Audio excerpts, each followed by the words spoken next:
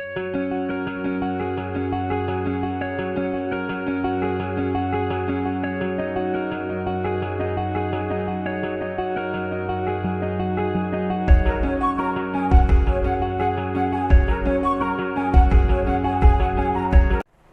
दोस्तों, मैं इंजीनियर सत्य प्रकाश, आपका टीचर, आपका गाइड, आपका मेंटोर अपने board special quick revision program में हार्दिक स्वागत एवं अभिनंदन करता हूं।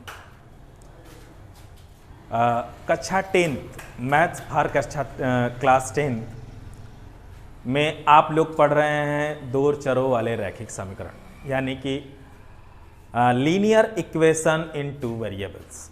उसमें मैंने आप लोगों को बताया यानी सिखाया कि दो चरों वाले रैखिक समीकरण कैसे होते हैं, उनका ग्राफिकल रिप्रेजेंटेशन कैसा होता है, यानी ग्राफ पे कैसे उसे दर्शाते हैं, और उसको सॉल्व करने की 3 विधियां मैंने आप लोगों को बताई थी, प्रतिस्थापन, विलोपन और तीसरी है वज्रगुणन। तो लगभग हमने सारी चीज़ें पढ़ लिया है हमने। तो आज मैं आप लोगों को उस पर आधारित प्रश्न कराने वाला हूं जो कि बोर्ड्स में आए हुए हैं। अब विद्या पब्लिकेशन की जो मैंने आपको कहा था बुकलेट लेने के लिए, उसमें से आधारित मैं क्वेश्चन आप लोगों को कराऊंगा। हो सकता है ये 1 लेक्चर लगे, 2 लेक्चर लगे, तो हमें करना है। अभी हमारे पास बहुत टाइम है और हम लोग कर लेंगे, क्योंकि एक चैप्टर के लिए हम लोग 2-3 लेक्चर करेंगे और 1-2 जो क्वेश्चन है उस पर करेंगे हम लोग। जैसे इसमें क्वेश्चन दिया हुआ है कि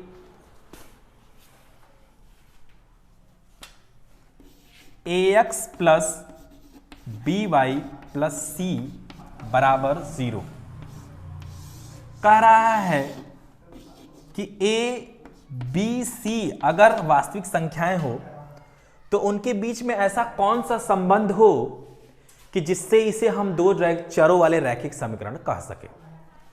जो पहला ऑप्शन इसमें दिया हुआ है कि a not equal to b होना चाहिए, पहला। दूसरा दिया है a स्क्वायर बराबर b स्क्वायर, और तीसरा दिया हुआ है a square plus b square बराबर 0, और जो चौथा ऑप्शन दिया है इसमें वो दिया है a square plus b square not equal to 0। ये तीनों ऑप्शन दिया हुआ है। तो इसमें कौन सा ऑप्शन सही है ये हमें चुनना है। तो आप इसका यूज करके बताइए कि क्या होना चाहिए ऐसा। तो आप इसमें एक चीज जानते हैं कि इसमें तो हमने ये सब पढ़ा ही नहीं है कि अब कैसे जानेंगे कि ये द्विघात समीकरण है, अरे दो चर वाले रैखिक समीकरण है या नहीं है। हमने तो सिर्फ ये पढ़ा था कि इसमें से a और b ये दोनों 0 नहीं होने चाहिए। c कुछ भी हो सकता है, c हमारा 0 हो सकता है, लेकिन a और b नहीं होना चाहिए। इसमें से कहीं से भी दिख नहीं रहा है a बराबर b बराबर, a बराबर 0 या b बराबर 0 कोई ऑप्शन में है ही नहीं, तो कैसे करेंगे हम। तो पहला ऑप्शन दिया है कि इसको होने के लिए कौन सा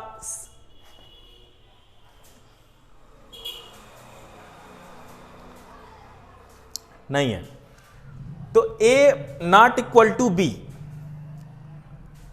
ये जरूरी नहीं है, हो भी सकता है a और b हमारे बराबर हो सकते हैं, तो ये कोई जरूरी नहीं है।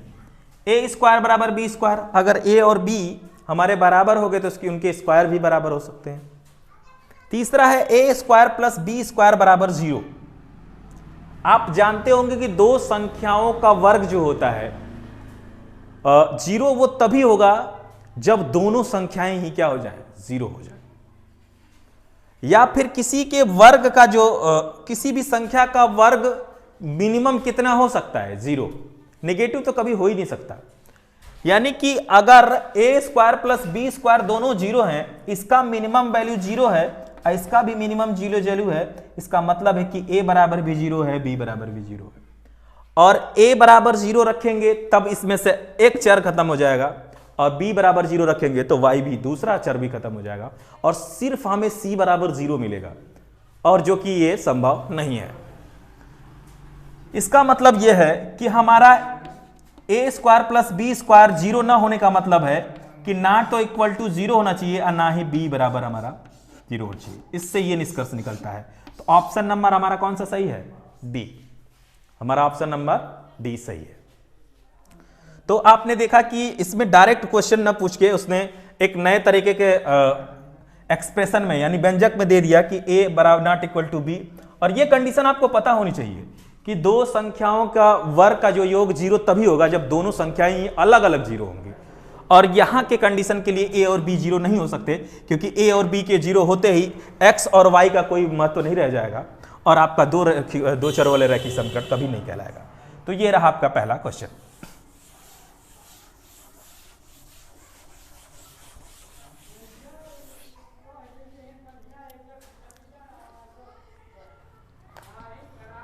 कह रहा है कि अगर कोई समीकरण है C, कह रहा है एक रेखा है, रेखा को प्रदर्शित करती है, तो समीकरण का प्रत्येक हल एक बिंदु है, कौन होगा? पहला दिखा है इसको दर्शाने वाली रेखा, इसको दर्शाने वाले रेखा पर नहीं, x अक्ष पर, y अक्ष पर। तो वो बिंदु होंगे जो अगर आप इस पे खींचना चाहें, दो अगर मान लीजिए है, अगर मान लीजिए एक रेखा है, हम लोग खींच रहे हैं ऐसे, मान लीजिए अगर आप इस पे रखेंगे, अगर x बराबर 0 रखेंगे तो y बराबर क्या आ जाएगा?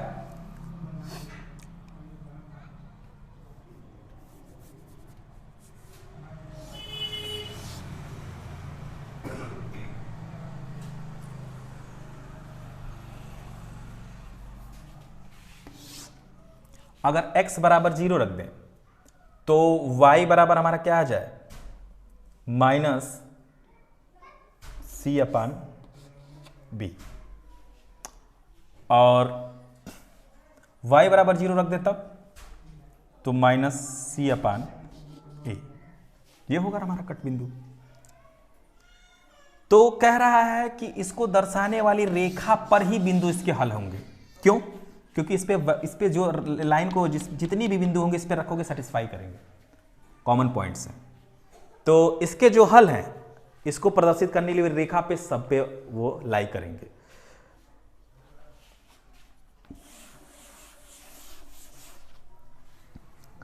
अगला क्वेश्चन दिया हुआ है इसमें कि किसी तल में दी गई दो रेखाओं के लिए निम्न में कौन सा संभव नहीं है। तो पहला दिया है दोनों रेखाएं एक बिंदु पर प्रतिच्छेदित करेंगी, दोनों रेखाएं समांतर होंगी, दोनों रेखाएं समपाती होंगी, दोनों रेखाएं या तो प्रतिच्छेदित करेंगी या तो समांतर होंगी। तो आप जानते हैं कि जब हम कोई दो चरों वाला रैखिक समीकरण लिखते हैं, दो युग्मपद, तो आप जानते हैं उसका हल जो है तभी दो ही चीज कंडीशन बनती है, कंसिस्टेंट एंड इनकंसिस्टेंट, यानी संगत और असंगत। अगर संगत समीकरण है तो इसका मतलब उसका हल होगा, असंगत है जिसका मतलब है समीकरण नहीं होगा। तो इसमें कह रहा है कि दोनों रेखाएं या तो प्रतिच्छेदित करेंगे या तो होंगी समांतर। आइए ऑप्शन नंबर डी सही है। कह रहा है रैखिक समीकरण x बराबर y और x प्लस वाई बराबर 0 के बताओ कितने ऑप्शन सही हैं। तो आपको इसमें देखेंगे कि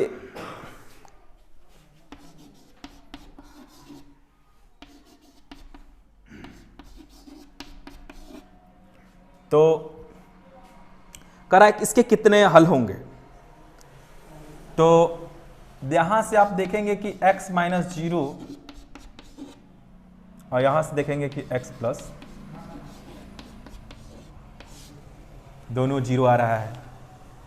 तो कह रहा है कितने हल होंगे अद्वितीय।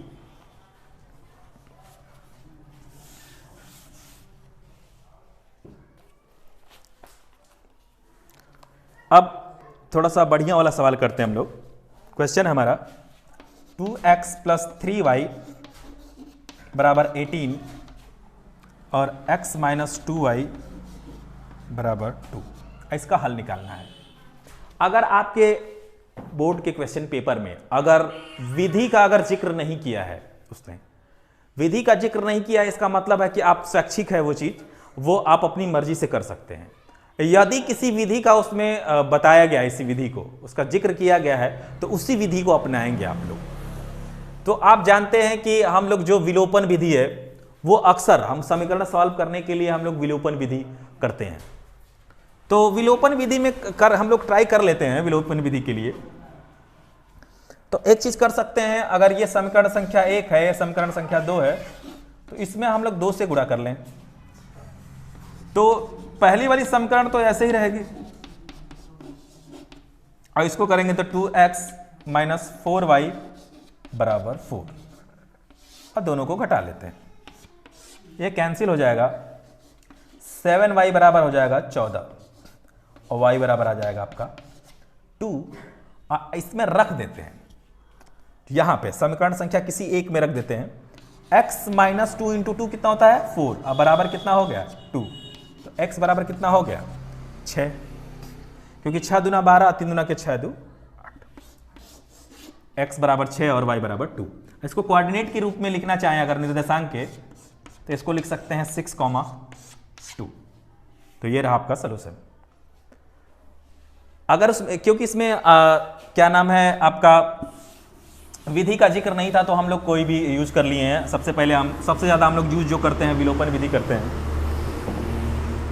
कह रहा है अब अगला क्वेश्चन जो है आपका है 3x माइनस वाई प्लस 8 बराबर 0 और 6x माइनस के वाई बराबर माइनस 16। कह रहा है कि अगर ये दोनों रेखाएं समपाती हो तो k का मान बताइए। तो पहले तो हम लोग स्टैंडर्ड इक्वेशन में लिखते हैं, इसको लिखना होगा तो हम लोग लिखेंगे 6x माइनस के वाई प्लस 16 बराबर 0। अब हमारा ABC हो गया।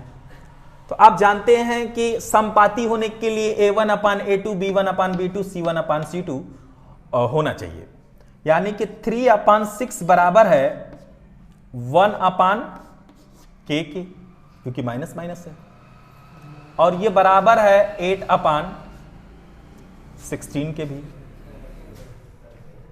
16 है यहां पे। तो आप यहां पे देख रहे हैं कि इसको 1 अपान के बराबर आ जा रहा है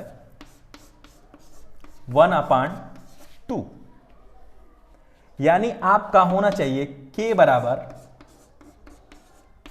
2। इसके लिए यहां से आप इधर कर लेंगे और उसको ऊपर कर लेंगे, तो के बराबर आपका आ जाएगा 2। इस तरीके से आप ये सवाल कर सकते हैं।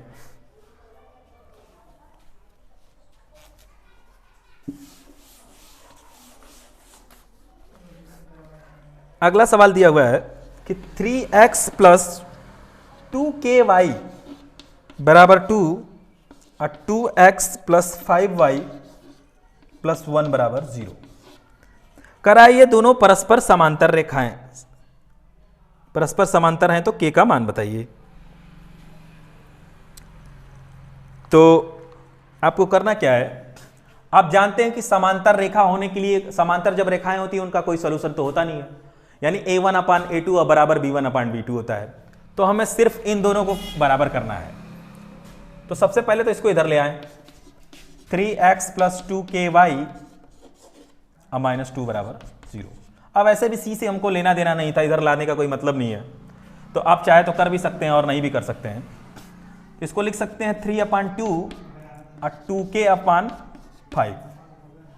तो कर लीजिए इसका, 4k बराबर 15, तो k बराबर आ जाएगा 15 अपान 4। ये रहा आपका आंसर। क्योंकि आप जानते हैं कि समांतर रेखा होने के लिए A1 अपान A2 यानी उनके गुणांक जो होता है, पहले वाले का x का कोऑर्डिनेट गुणांक, दोनों का अनुपात जो होता है y के गुणांक के बराबर होता है। तो ये रहा अगला सॉल्यूशन।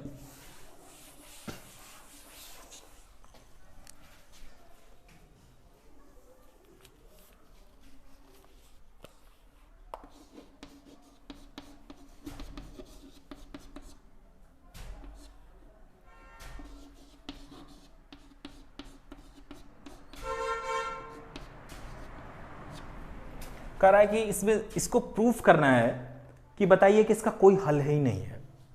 एक तो आप क्या करेंगे कि इनका हल निकालने की कोशिश करेंगे और अब देखेंगे कि इस पे हल नहीं आ रहा है। दूसरा है कि अगर हम इन रेखाओं को दिखा दें कि ये समानांतर हैं और एक दूसरे को ना कभी कट करेंगे या ना ही कोई कॉमन पॉइंट आएगा, तो ना ही इसका कोई हल होगा। तो आप जानते हैं इसके लिए क्या होता है, a1/a2 बराबर b1/b2 not equal to c1/c2। तो यहां से आप इसको फिर से रीअरेंज कर सकते हैं। तो 6x + 5y - 11 बराबर 0 और ये हो जाएगा 9x + 15/2y - 21 बराबर 0। तो करते हैं यहाँ पे 6/9 बराबर 5/15/2 बराबर 11/21। यहां से जब आप कट करेंगे तो 2/3 आ जाएगा। ये 2 ऊपर चला जाएगा तो 5 × 10 2/3 आ जाएगा और ये हो जाएगा 11/21। और ये जो कि ये तो बराबर है, ये equal to not equal to 0। ये कंडीशन सिर्फ होती है आपकी पैरेलल, यानी कोई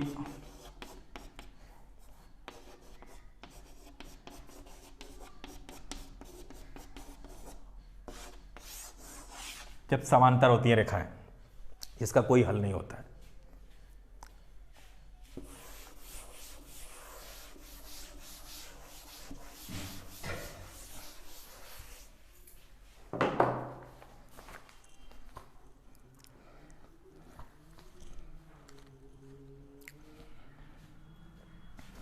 कह रहा है kx + y बराबर k² x + ky बराबर 1k। अनंत हल के लिए कितने आपके k की किस वैल्यू के लिए इसके अनंत हल होंगे? तो इसको कर लीजिए, रीअरेंज करिए इसको, यानी kx + y - k² बराबर 0 और यहां से x + ky - 1 बराबर 0। तो इसके लिए रेशियो सब बराबर होना चाहिए, k/1 + y 1/k equal to ये हो जाएगा k² / 1। तो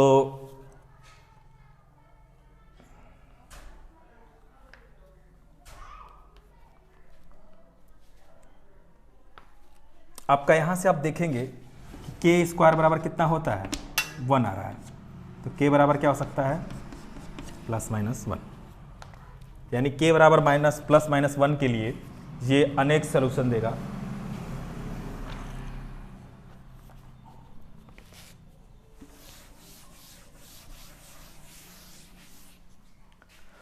जैसा कि मैंने आप लोगों को पहले भी बताया है, मैंने बताया हुआ है कि कोई भी सब्जेक्ट हो, चाहे फिजिक्स हो, केमिस्ट्री हो, मैथ्स हो, उसमें 3 तरह के प्रॉब्लम यानी क्वेश्चन होते हैं। पहला होता है आपका ग्राफिकल न्यूमेरिकल, जिसमें आप व्यंजक वंजक दिया हुआ एक्सप्रेशनल हो। दूसरा होता है ग्राफिकल, मतलब जिसमें ग्राफ से किसी चीज़ को प्रदर्शित करने की कोशिश की गई हो। और तीसरा होता है लैंग्वेज प्रॉब्लम। लैंग्वेज मतलब कि किसी बात को व्यंजक में के रूप में न करके उसको हम लोग किसी भाषा में कहते हैं और उसकी मदद से हम व्यंजक यानी एक्सप्रेशन बनाते हैं, उसके बाद इसे सॉल्व करते हैं। तो जैसे इसमें क्वेश्चन दिया हुआ है कि 2 संख्याओं का योगफल जो है 19 है, उनका अंतर अगर 7 है तो संख्याएं ज्ञात कीजिए। तो क्या करेंगे, मान लेंगे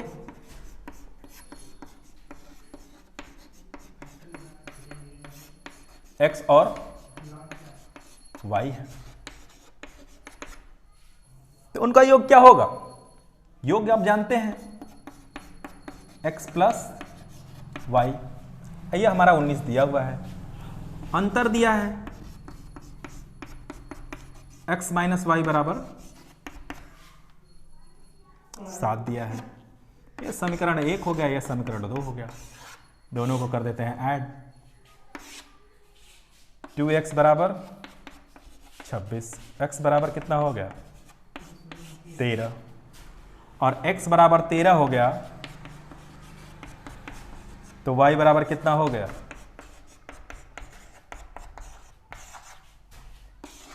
तो 13 और 6। इसके सॉल्यूशन कौन है, 13 और 6, क्योंकि 13 में अगर 6 जोड़ेंगे आप तो 19 आएगा और 13 में से 6 घटाएंगे तो आपका 7 आएगा। अब अगला जो है, अब विधियों का उपयोग करके हम लोगों को निकालना है क्वेश्चन। विधियों को यूज करके हमें क्वेश्चन सॉल्व करना है।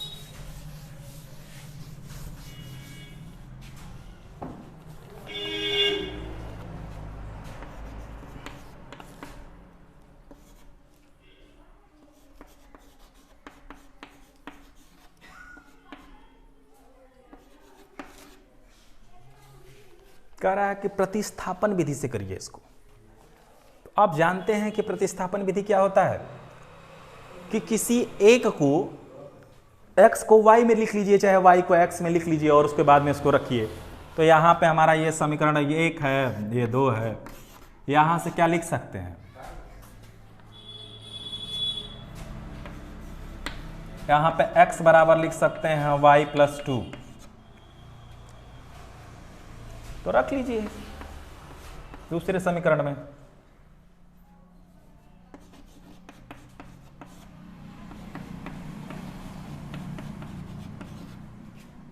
ये हो जाएगा 4y प्लस 8 प्लस 7y बराबर 30। तो ये हो जाएगा 11y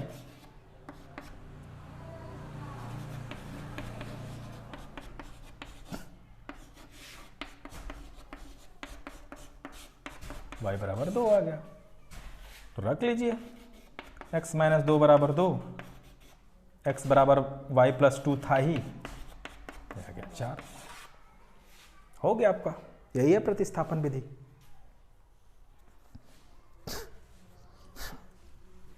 अब अगला हम लोग विलोपन विधि से कर लेते हैं।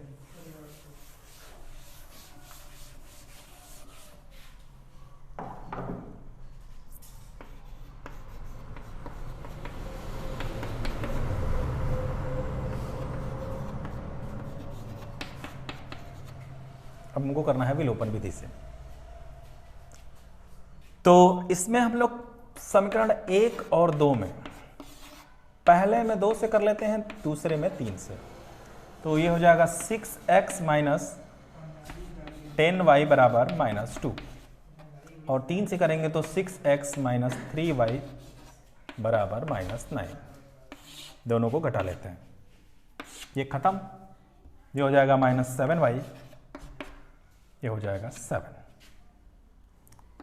y बराबर आ जाएगा 7 अपान माइनस 7 हो जाएगा माइनस 1।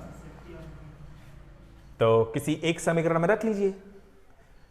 आप वहां पे बोर्ड में लिखेंगे कि समीकरण 1 में रखने पर, समीकरण 1 में 2 से गुणा और तीसरे में करने में दोनों को फिर घटाने पर, और यहाँ पे y आप यहाँ पे लिखेंगे तो y बराबर माइनस 1 रख लीजिए। 3x माइनस माइनस प्लस 5 बराबर माइनस 1। 3x बराबर आपका आ जाएगा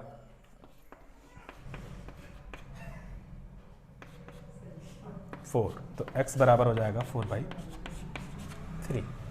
इसमें भी रख के देख लीजिए आपका आ रहा है कि नहीं। 2x प्लस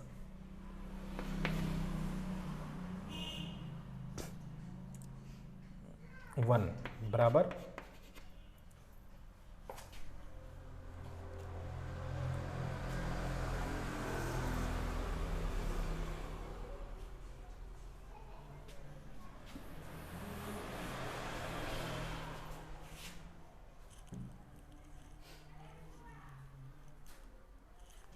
2x बराबर आपका आया है, 1 रख दिए हैं तो ये आ गया 2x बराबर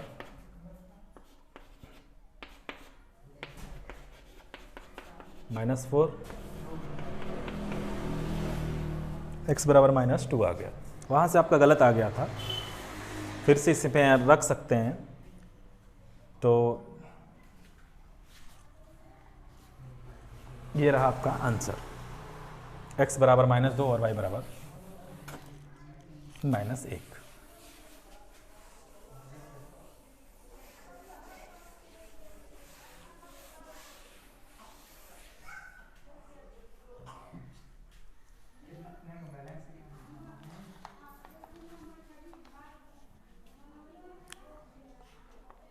अब यही आपको देखना है अगला कि संगत है असंगत है। 2x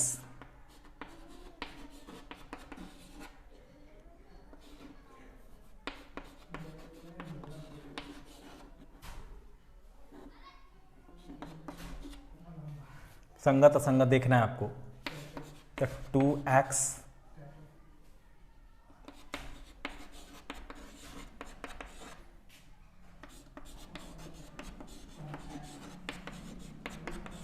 यहाँ से रेशियो हम लोग देखेंगे तो 2/4, 3/6 और ये 8/9। तो अब हम लोगों का पहला कंडीशन होता है संगत होने के लिए कि पहले दोनों का रेशियो बराबर नहीं होना चाहिए। 1/2 है, 1/2 है और ये कट तो रहा ही नहीं है।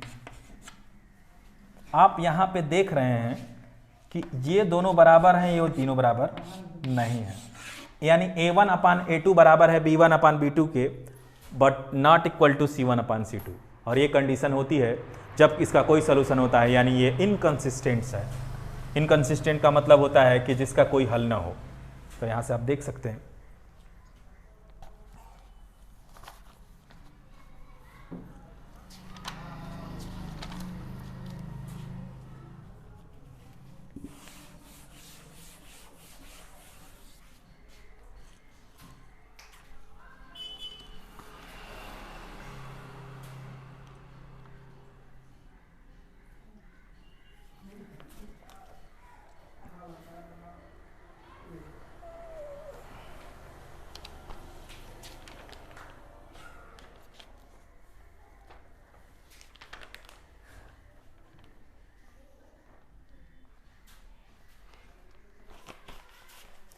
एक क्वेश्चन आप लोगों को मैं बता देता हूँ, रिवर्सिंग द नंबर, यानी किसी संख्या का उल्टा हो जाना। जैसे कि अगर कोई वैल्यू, अगर मान लीजिए पहले 24 थी तो अब 42 हो जाएगी।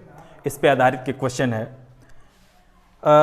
अगर 2 अंकों की संख्या है और उसके बोला है कि अगर मान लीजिए 2 अंकों की संख्या है, उसके दोनों अंकों का योग 9 दिया है और कह रहा है यदि संख्या को उलट दिया जाए तो उससे संख्या वाले मूल से 45 अधिक होगी।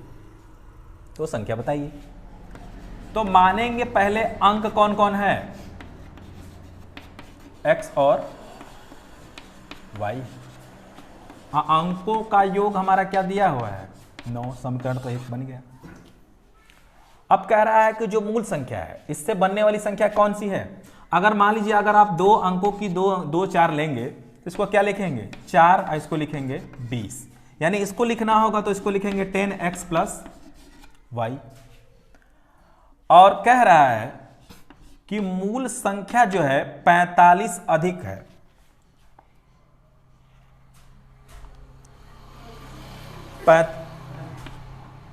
और इसको उलट के लिखेंगे तो 10y + x हो जाएगा। और कौन अधिक है, जो अधिक है उसमें से घटा देते हैं, तो मूल संख्या से ये वाली अधिक है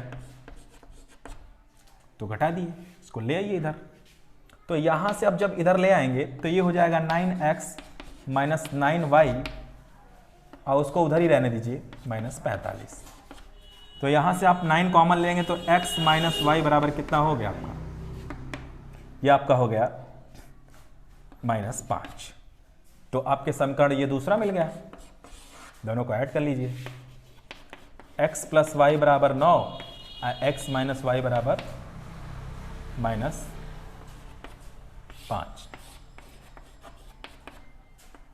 कितना हो गया आपका 4।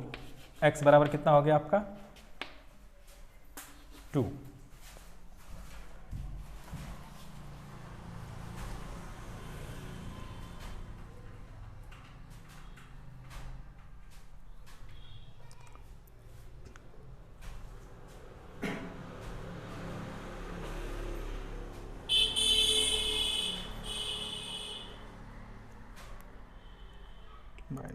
-x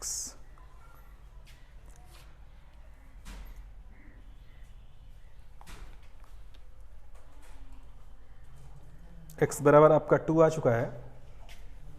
अब इसको 9 करना है तो करके देखते हैं। x मतलब 2 है और यहाँ पे y हमारा पता नहीं है, 9 है। इसको यहाँ पे करके देखते हैं तो y बराबर आपके कितना आ जाएगा 7। तो इसमें से देख लीजिए आप, x को पहले रखना है 27, इससे जब उलट के संख्या बनेगी तो 72 बनेगी, दोनों का अंतर जो निकालेंगे ये 45 ही आएगा। तो x आपका कितना है 2 है और y बराबर 7 है। तो इस तरह पे आधारित क्वेश्चन आप कर सकते हैं। मैं आप लोगों को कुछ क्वेश्चन दे दे रहा हूँ जिसे आप अपने से करेंगे और अगली क्लास में मैं आप लोगों को इसी से स्टार्ट करूँगा। अगर आपको कोई क्वेरी हो तो आप कमेंट बॉक्स में लिख सकते हैं।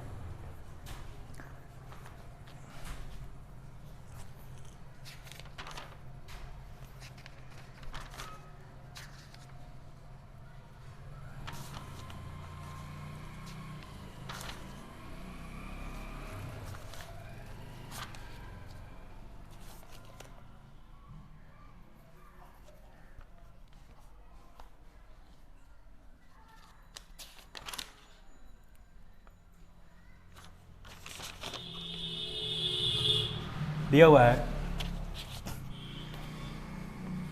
2ax minus by plus a plus 4b बराबर 0 और 2bx plus ay plus b minus 4a बराबर 0।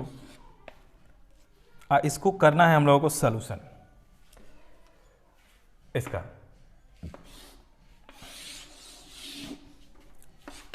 इसको तीनों विधियों से करना है। पहली विधि जो है प्रतिस्थापन, दूसरा विलोपन और तीसरी है आपकी वज्र गुणन। तीनों का यूज करके इसका सॉल्यूशन लाइएगा और मैं आगे और भी क्वेश्चन कराऊंगा आप लोगों को। इक्वेशन बनाने वाला इतने ही तरह के क्वेश्चन आपके पेपर में बनते हैं और भी मैं एक लेक्चर इस पे लेने वाला हूं आपके क्वेश्चन पे। तो इसी तरह अपनी तैयारी जारी रखिए हमारे साथ। ज़्यादा से ज़्यादा वीडियो देखने के लिए हमारे यूट्यूब चैनल पे आते रहिए, हमारे चैनल को ज़्यादा से ज़्यादा देखते रहिए, लाइक कीजिए, सब्सक्राइब कीजिए। धन्यवाद।